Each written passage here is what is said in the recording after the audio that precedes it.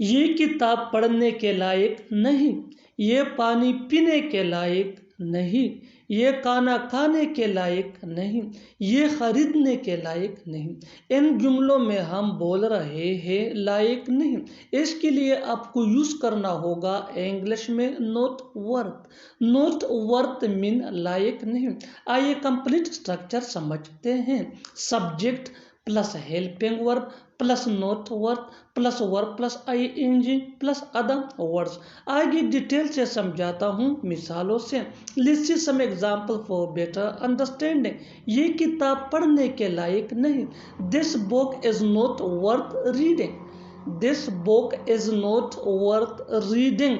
ये पानी पीने के लायक नहीं। This water is not worth drinking. This water is not worth drinking. ये खाना खाने के लायक नहीं।